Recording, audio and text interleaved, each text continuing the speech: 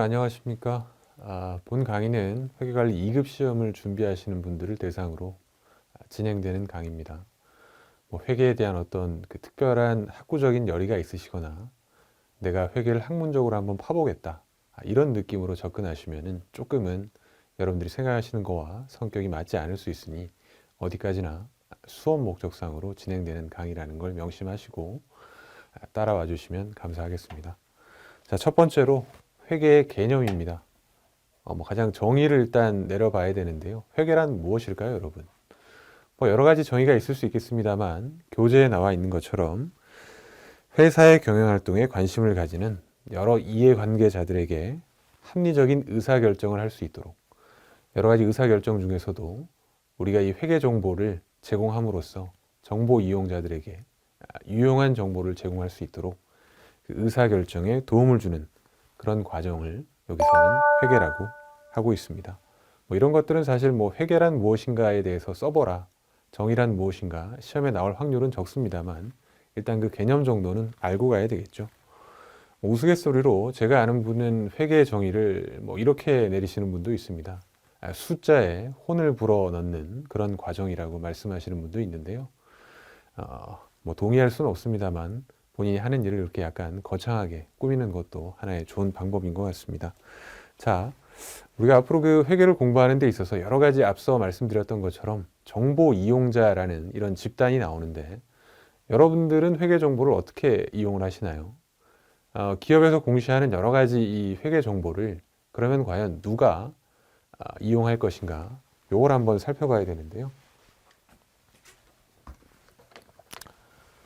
자, 회계 정보가 있으면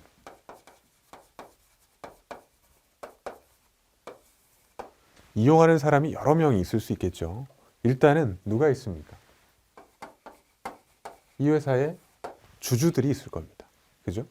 투자를 해도 되는지, 내가 이 회사의 주식을 사도 되는지, 이런 의사결정을 하는데 필요한 정보를 이 회계 정보를 통해서 활용할 수가 있는 거죠.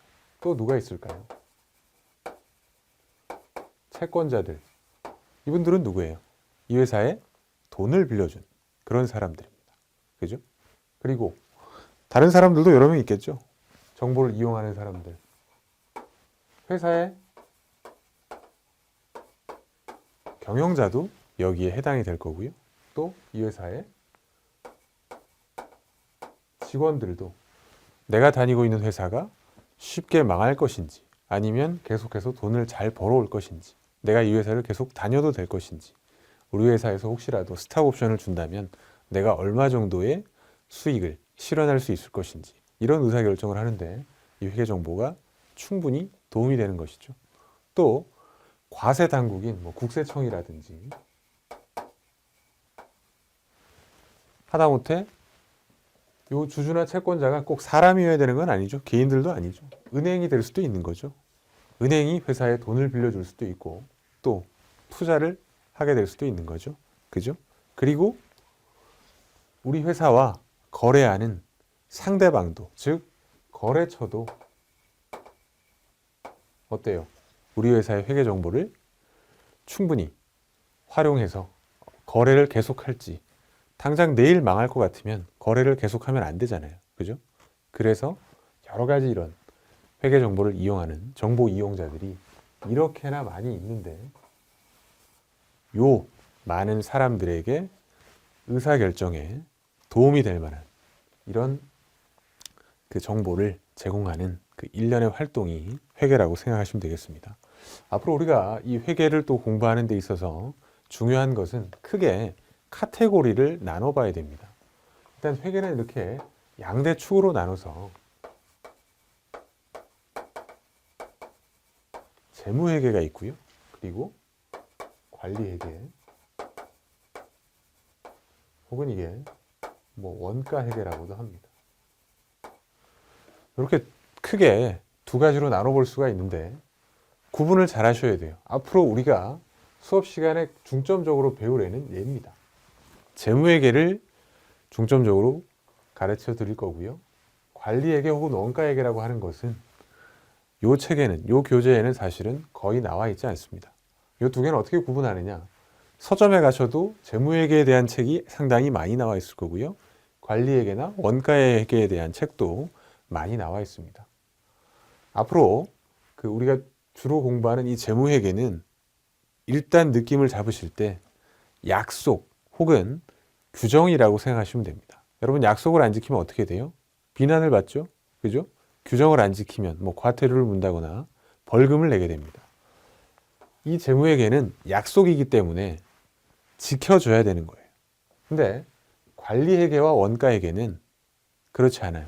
이거는 약속이 아니라 규정도 아닙니다. 어디까지나 내부 보고용이라고 생각하시면 됩니다. 예를 들어 카페를 경영합니다. 그러면 카페에서 5가지 음료 정도를 판다고 가정을 해보죠. 그러면 회사에서는 이 카페에서는 어떤 의사결정을 내릴 수 있습니까? 5개 중에 이 제품군 중에 어떤 음료를 팔아야 가장 수익이 많이 남느냐, 이런 것들에 대해 의사결정을 할 수 있는 거죠. 그 계산 자료가 나온다면 어때요? 제일 마진율이 높은 음료를 많이 팔수록 카페가 벌어들이는 돈은 점점 불어나게 되겠죠. 이런 의사결정을 하는 데 있어서 중요한 부분이 바로 이 관리회계와 원가회계입니다.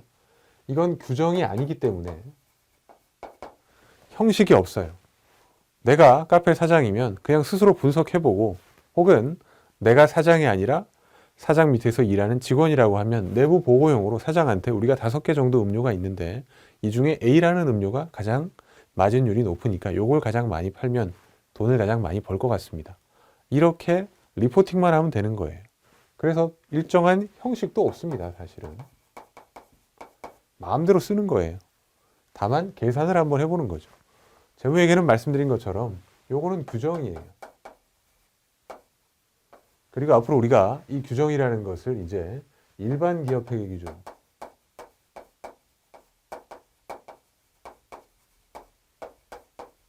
이라는 것이 있고, 그리고 한국채택 국제회계기준인 KIFRS라는 게 있습니다. 얘는 규정이기 때문에 지켜줘야 돼요. 그리고 약속과 규범이라는 것은 사회 구성원들이 공통적으로 지켜야 하는 가치라고 생각하는 거죠. 따라서 누가 이 작성을 하던 간에 재무회계를 통해서 이 회계 정보를 공시할 때 누가 작성하던 간에 똑같은 결과가 나와야 됩니다. 여기는 마음대로 작성하는 거예요. 우리가 나름대로 분석을 해보는 거지만 재무회계는 어때요? 약속과 규정이기 때문에 똑같은 폼으로 똑같은 규정에 따라서 똑같이 공시를 하기 때문에 이 규정에 맞지 않게 공시를 한다거나 회계 처리를 한다면 그러면 그게 분식이 되는 거고 나중에는 페널티를 물게 되고 혹시라도 상장 기업이라면 주식이 휴지 조각이 되는 이런 상황까지 벌어질 수가 있습니다. 말씀드린 것처럼 이 규정에 2가지로 나눠볼 수 있다 그랬어요. 일반 기업 회계 기준하고 KIFRS가 있는데 한국채택 국제회계 기준은 여러분들이 아시는 증권거래소나 코스닥에 상장돼 있는 기업들에 대해서 적용하는 게 국제회계 기준이고, 그냥 일반 중소기업 같은 경우는 일반 기업 회계 기준을 적용해서 재무제표를 만든다고 생각하시면 되겠습니다. 당연히 KIFRS라고 하는 한국채택 국제회계 기준이 조금 더 복잡해 보이지만 실질적으로는 거의 비슷한 내용인데 일부 그 규정에서 조금씩만 차이를 보이고 있습니다. 하지만 그 로직 자체가 전혀 다르거나 그런 건 아니니까 성격은 유사하지만 공시되는 그 항목에 일정 부분의 차이가 있다. 이 정도로만 생각하시면 되겠습니다. 관리회계는 규정이 아니라 뭐라고요? 내부 보고용이라서 어디 공시되거나 하는 그런 자료가 절대로 아니니까 이 차이를 분명히 해주시면 좋을 것 같습니다.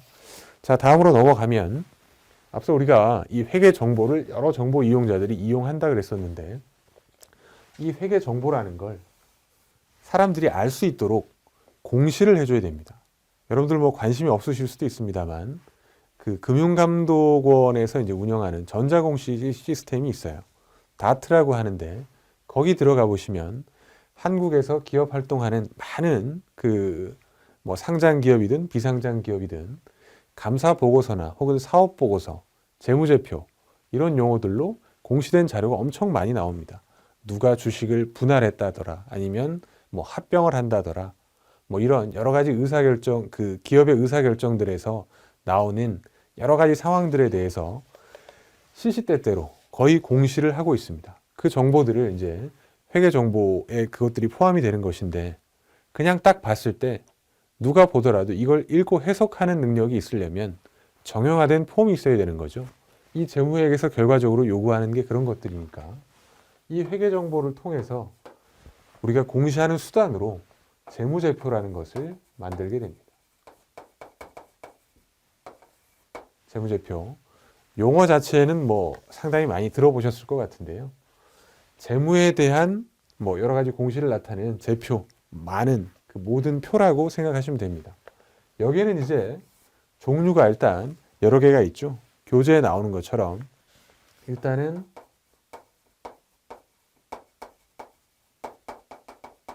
재무상태표라는 게 있습니다. 그리고 손익계산서가 있고요. 또 뭐가 있습니까? 현금흐름표가 있어요.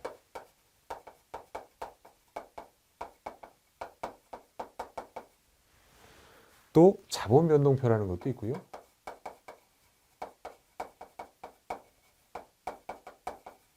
현재까지 느낌이 안 오셔도 다 설명을 드릴 거니까 따라오시면 됩니다. 그리고 마지막으로 전혀 아닐 것 같지만 주석이란 아이도 이 재무제표에 다 포함이 되게 돼 있습니다. 하나하나 볼까요? 그러면 재무상태표, 손익계산서. 자, 요 두 가지가 사실은 가장 중요한데 앞으로 우리는 이 재무상태표를 보통 밸런스 시트라고 해서 BS라는 용어로 많이 쓸 거고요. 손익계산서는 인컴 스테이트먼트라고 해서 IS라는 표현으로 줄여서 제가 많이 설명을 드릴 겁니다. 현금흐름표는 뭐 특별하게 많은 설명이 필요하지 않기 때문에 일단은 이 두 가지를 중점적으로 여러분들이 공부를 하신다고 생각하시면 되고요. 재무상태표, 일단 기업 말고 우리 개인의 문제로 어떻게 치환을 해서 한번 설명을 드려보면, 너희 집에 돈이 얼마이니라고 누가 물어볼 수 있죠. 그죠? 그 질문에 대해서 답할 수 있는 기업 입장에서, 그러면 너네 회사 지금 돈이 얼마나 있어? 회사에 건물 얼마나 있어? 땅 얼마나 있어? 주식 얼마나 있어? 이런 것들에 대한 답을 할 수 있는 게 바로 재무상태표입니다. 즉 특정 시점에 회사가 가진 자산과 부채가 얼마인지를 나타내 주는 게 재무상태표고요. 손익계산서는요, 누가 이렇게 물어볼 수 있죠. 너 1년에 얼마 벌어? 너 연봉이 얼마야? 라는 물음에 답할 수 있는 게 바로 손익계산서입니다. 즉 너네 회사 1년에 얼마나 벌어? 그리고 얼마나 남겨? 이런 것들에 대해서 답할 수 있는 게 바로 손익계산서입니다. 일정 기간 동안에 회사가 벌어들이는 수익과 비용의 그 내용을 나타내 주는 게 손익계산서라고 보시면 됩니다. 제가 간단하게 말씀드렸지만 재무상태표는 뭐라 그랬어요? 특정 시점을 기준으로 합니다. 얘는 손익계산서는요, 기간의 개념이 포함됩니다. 왜 그래요? 너네 집에 돈 얼마 있어라는 거 하는 것은 시간을 딱 끊어야 되는 거죠. 지금 기준으로 얼마가 있는 건지, 아니면 작년 기준으로 얼마가 있는 건지, 이렇게 말할 수 있어야 되는 거고, 너는 연봉이 얼마야라고 하는 건 보통 우리가 어떻게 합니까? 연봉이라는 게 1년 동안에 너 받는 급여가 얼마야, 이 이야기랑 똑같은 거 아닙니까? 그래서 여기서는 기간이 중요합니다. 꼭 1년이어야 되는 건 아니죠. 반년짜리도 만들 수 있고 3개월짜리 혹은 하루짜리, 한 달짜리도 얼마든지 만들 수 있습니다. 현금흐름표와 자본변동표, 뭐 중요도가 조금 떨어지긴 합니다만, 현금흐름표는 다른 모든 것들을 빼놓고 이 회사가 가지고 있는 현금의 흐름이 어떻게 되는지, 이거를 세 가지 활동으로 나눠서 공시하는 게 현금흐름표입니다. 이게 보통은 영업활동으로 인한 현금흐름이 있고요. 그리고 투자활동, 그리고 재무활동, 이렇게 세 가지로 구분해서 현금흐름을 나타내 주는 게 현금흐름표입니다. 자본변동표는 재무상태표 중에 그 중에 일부인 자본이라는 것이 있는데요. 뒤에 배우겠지만 재무상태표는 자산과 부채, 자본으로 이루어져 있습니다. 그때 자본 쪽에서만 이 자본 사이드가 어떻게 변동이 되어 왔는지를 나타내 주는 게 자본변동표예요. 특별하게 뭐 많은 지식이 필요하거나 그런 건 아닙니다. 이 재무 상태표 내에서 자본의 변동이 어떻게 이루어지는지만 나타내 주는 거고요. 주석은요.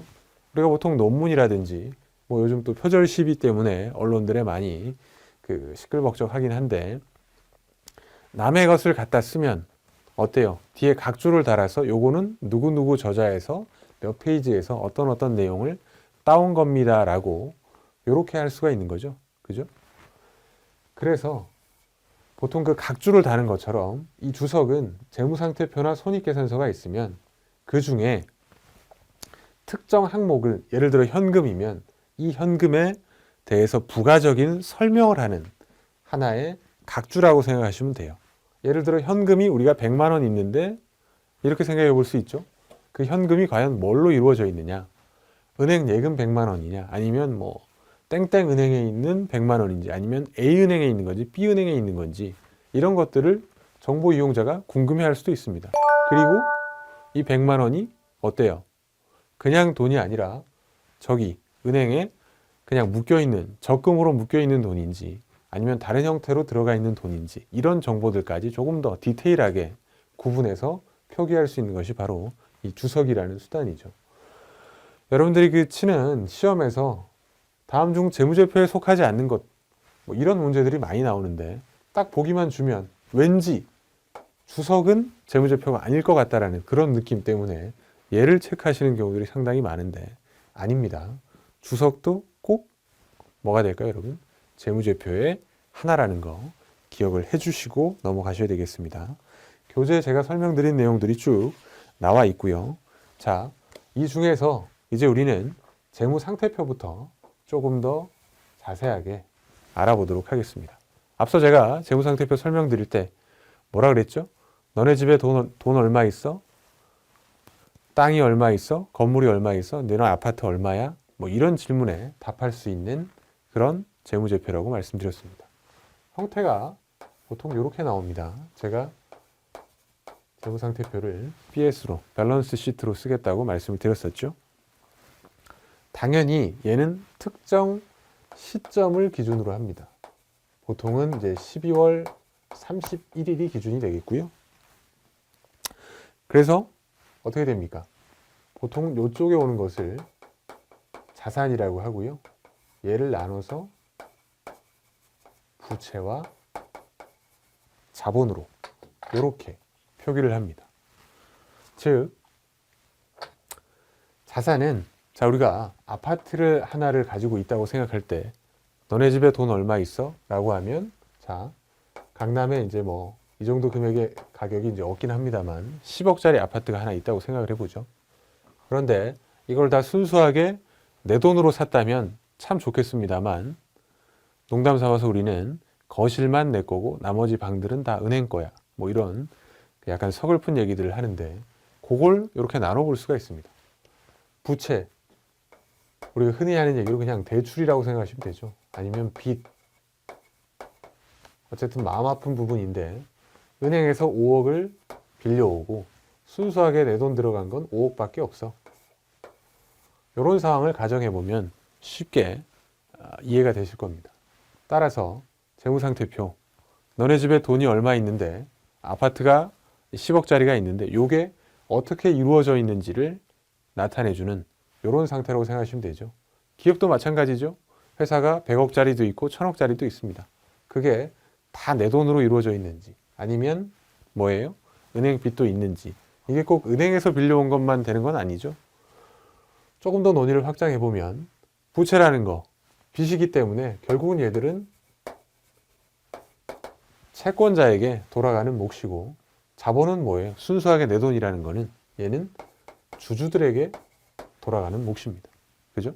이렇게 두 개가 구분이 되고 여기 교재에 나와 있는 것처럼 뭐 요 상단에 이제 땡땡 회사라고 이렇게 당연히 누구 회사 건지 시점 12월 31일 기준 대한민국에서 공시되는 거의 대부분의 재무상태표는 연말 기준으로 이렇게 작성이 되게 됩니다. 그리고 이 재무상태표를 앞서 10억짜리 아파트를 예로 들어드렸는데 여기서 중요한 게 하나가 나옵니다. 이 10억은 5억과 5억으로 이루어져 있다고 제가 예를 들어 설명을 드렸죠. 즉 이 말은 여기서 우리는 하나의 중요한 재무상태표 등식을 만들어낼 수가 있어요. 자산은 부채와 자본의 합으로 이루어져 있습니다. 이 두 개는 언제나 같아야 됩니다. 이게 만약에 다르다, 그러면 우리가 재무상태표를 잘못 작성한 거예요. 틀리지 않습니다. 절대로. 회계는 절대로 틀리지 않아요. 왜 그러냐면 나중에 이 그 복식부기를 예로 들어서 설명을 드리겠지만, 어쨌든 우리가 지금 이 재무제표를 작성하는 데 있어서 첫 번째로 재무상태표를 말씀드렸지만, 이게 왜 항상 맞아야 되느냐? 재무제표를 작성하는데 두 가지의 전제 조건이 사실은 있습니다. 첫 번째로 이건 발생주의라는 것이 있고요. 그리고 또 하나는 계속기업의 가정이 여기에 깔려 있습니다. 발생주의와 계속기업, 중요한 개념이긴 한데 간단하게만 설명을 드리면, 발생주의, 현금의 흐름하고 상관없이 어떤 거래가 실제로 발생했을 때 얘들을 회계정보에다가 다 담아낸다는 얘기입니다. 자, 우리가 꼭 현금으로만 물건을 사고 파는 게 아니죠. 요즘 뭘 씁니까? 요즘 크레딧 카드, 신용카드 같은 걸로 물건을 사게 되면 어때요? 카드 리더기에 카드를 긁으면서 내 능력을 자랑하고 싶은데 그게 통장에서 바로 돈이 빠져나가나요? 아니죠. 내가 미리 설정해 놓은 보통 이월 결제니까 다음 달 내가 정해 놓은 날짜에 통장에서 실제로 돈은 빠져나갑니다. 그러면 어떻게 해요? 통장에서 돈 빠져나가는 날 거래를 기록합니까? 그렇지 않는다는 거죠. 얘는 어디까지나 실제로 이 발생 기준에 따라서 현금의 유출이익, 얘와 상관이 있는 게 아니에요. 실제로 거래가 발생할 때, 요때 거래를 인식한다는 것이고, 계속기업은 뭐예요? 회사가 내일 모레 망할 것 같아요. 이런 가정이 깔려 있는 게 아니라 얘는 앞으로도 영속적으로 쭉 간다는 얘기입니다. 그래서 이런 가정들이 깔려 있고, 그걸 토대로 우리는 재무제표를 일단 작성을 하는데, 첫 번째로 재무상태표는 이렇게 이 등식을 항상 자산은 부채와 자본, 요 개념을 꼭 아셔야 되고, 또 하나 추가적으로 설명을 드리면, 자, 아파트가 10억짜리인데 5억과 5억으로 나눠볼 수 있지만, 이러면 요 왼쪽에 나와 있는 요 사이드는, 이게 오른쪽인가요, 여러분? 여러분 보시기에 이게 왼쪽인지 모르겠습니다만 하여간 요쪽에 있는 것들은 어때요? 우리가 10억짜리 아파트를 사는 데 있어서 이쪽 사이드는 재원의 조달에 대한 부분입니다. 그죠? 10억짜리 아파트를 남의 돈 5억과 내 돈 5억으로 샀다. 이렇게 재원을 어떻게 조달해서 결국은 이렇게 투자를 했는지, 이 개념으로 이해를 해주시면 되겠습니다. 여기까지가 이제 재무상태표를 일단 나타낸 것이고, 하나하나의 개념을 일단 살펴보면 자산이라는 거, 부채라는 거, 자본이라는 거 설명드렸지만, 내 돈, 남의 돈, 그리고 그 내 돈과 남의 돈으로 결과적으로 구매한 뭐 물건이라든지 아파트라든지 이런 개념으로 접근을 하시면 되는데, 회계에서 일단 부채라고 하는 것에 대한 개념을 조금 더 여러분들이 쉽게 가져가시려면, 보통 우리가 은행에서 뭐 돈을 꼬아요. 대출을 받으면 그냥 빚이라고 생각하지 않습니까? 그게 거의 다 여기에 들어가는데, 보통 우리가 채무라는 개념도 보통 쓰기는 합니다. 근데 회계에서 쓰는 이 부채라는 용어가 조금 더 넓은 의미의 개념이라고 생각하시면 돼요. 예를 들어 이런 거죠. 제가 결혼을 합니다. 근데 제 결혼식에 제 친구가 와서 축의금을 10만 원을 내고 갑니다. 자, 저는 어때요? 빚을 진 건가요? 아니면 그냥 모른 척 해도 되나요? 법적으로 내가 이 친구가 결혼할 때 그 축의금을 10만 원을 다시 돌려주지 않는다고 해서 뭐 저에게 책임을 묻는다거나 법적으로 제가 뭐 어떤 형을 산다거나 이러지는 않죠. 하지만 어때요? 정상적인 사회생활을 하는 사람이라면 내가 받은 것만큼 혹은 그 이상으로 되돌려 줘야 된다는 어떤 마음의 짐을 가지게 됩니다. 그런 것까지 다 포함하는 개념이 회계에서는 부채가 되는 거예요. 즉 축의금 같은 것들은 사실 안 줘도 되지만 줘야 되죠, 사실은. 네. 그런데 법적인 책임은 없지만 이런 것까지 다 포함하는 개념이 바로 부채가 되는 거죠. 회사 입장에서는 그럼 어떤 게 될까요? 기업 입장에서는 AS라든지 뭐 여러 가지 반품이라든지 이런 것들이 있죠. 내가 어떤 물건이나 혹은 뭐 아파트도 마찬가지입니다. 하자 보수라든지 여러 가지 이제 혹은 비행기를 타시는 분들은 마일리지라든지 고객들이 기대하는 서비스와 거기에 들어가는 이제 비용들이 있죠. 내가 이걸 물론 이제 뭐 약관이라든지 이런 데 명시적으로 되어 있는 것도 있지만 수리를 누가 맡길 수도 있고 뭐 여러 가지 복잡한 변수들이 많기 때문에 그런 부분에 대해서 법적인 혹은 책임이 없다고 하더라도 고객들의 니즈를 이 수요를 감당할 수 있을 만큼의 퀄리티 있는 서비스를 제공해야 된다는 그런 어떤 마음가짐이 있는 거죠. 거기에 따라서 들어가는 시간과 인건비라든지 여러 가지 비용들은 다 부채로 잡는 겁니다. 그래서 여러분들이 생각하시는 일반적으로 은행에서 빌려오는 그 대출금에 대한 것만 뭐 부채다, 빚이다, 상환해야 되는 의무가 있는 이런 것만 포함하는 그런 개념이 아니라는 걸 말씀을 드립니다. 자, 교재에 나와 있는 예제를 한번 살펴볼까요? 자, 3일의 현재 재산 상태가 다음과 같은 경우 자본은 얼마인가라는 예제가 나옵니다. 현금과 토지, 매출채권, 매입채무, 차입금, 건물 이렇게 나와 있는데 자, 여러분들은 일단 이게 자산인지 이게 부채인지 구분하시기가 어렵지 않습니까? 그죠? 그래서 그 위에 보면 뭐가 자산에 들어가는지, 뭐가 부채에 들어가는지가 나와 있습니다.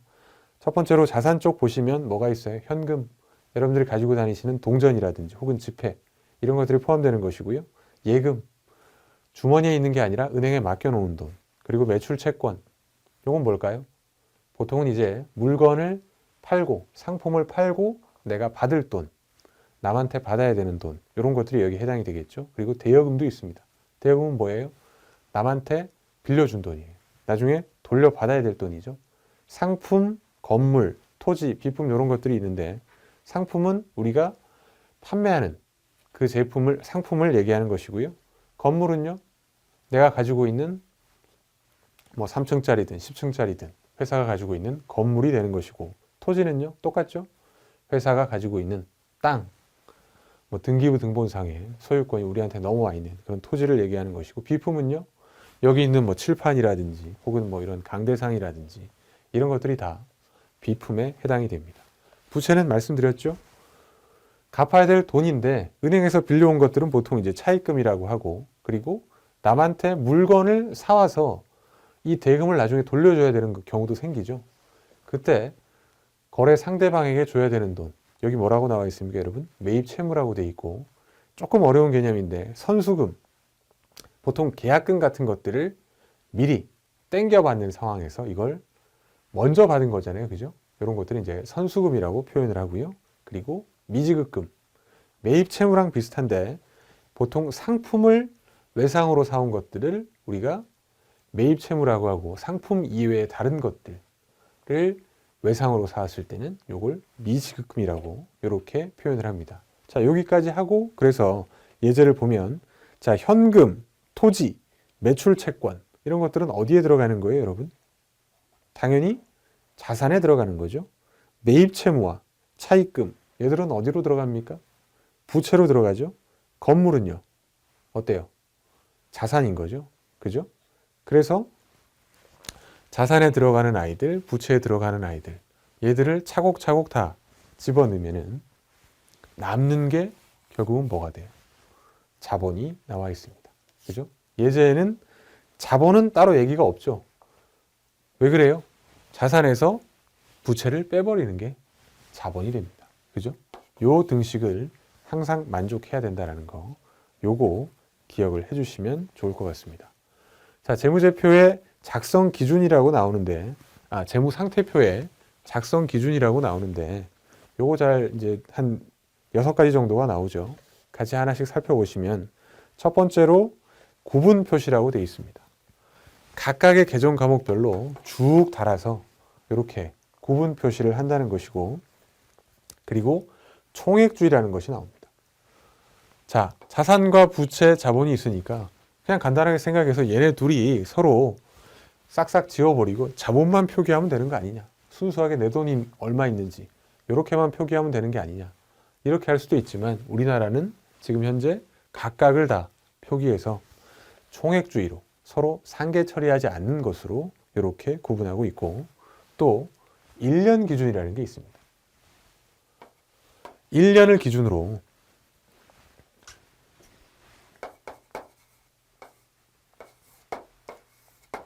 일 년 안쪽으로 들어오면 어떻게 하나요? 얘는 이제 유동이라는 표현을 쓰고요. 그리고 비유동이라는 표현도 쓰고, 단기와 장기라는 표현도 씁니다. 같이 흘러가는 거예요. 경제학을 공부하신 분들은 뭐 이 1년 기준으로 단기와 장기를 구분하기도 합니다만, 회계도 사실 크게 다르지 않습니다. 앞으로 뭐 여러분들이 차곡차곡 배우시겠지만 1년 이후에 뭐 만기가 도래야 하는 금융상품이라든지 이런 것들은 단기 금융상품이라고 하고, 1년 이후라면 장기 금융상품, 이렇게 표기들을 합니다. 유동, 비유동이라는 건 뭐예요, 여러분? 유동성이라는 거. 1년 이내에 현금화할 수 있다면 유동성이 있다고 하는 것이고, 현금화하는데 1년 이상 통상적으로 걸린다. 그러면 비유동이라고 생각하시면 되겠습니다. 자산에만 포함되는 게 아니에요. 저거는 부채도 유동부채가 있을 수 있고 비유동부채가 있을 수 있고, 빌려온 돈도 차입금도 1년 이후에 갚아야 된다면 장기 차입금이 되는 것이고, 1년 안에 갚아야 된다면 단기 차입금. 걔들은 유동부채 혹은 비유동부채, 이렇게 구분하는 것이죠. 그리고 재무상태표에 있어서는 이 자본 항목에서 거기 교재에 보시는 것처럼 잉여금 구분의 원칙이 있습니다. 자본 그냥 복잡하니까 하나로 표기하고 싶은데 이 안에서도 여러 가지 항목들로 잉여금도 있고 자본금도 있고 여러 가지 항목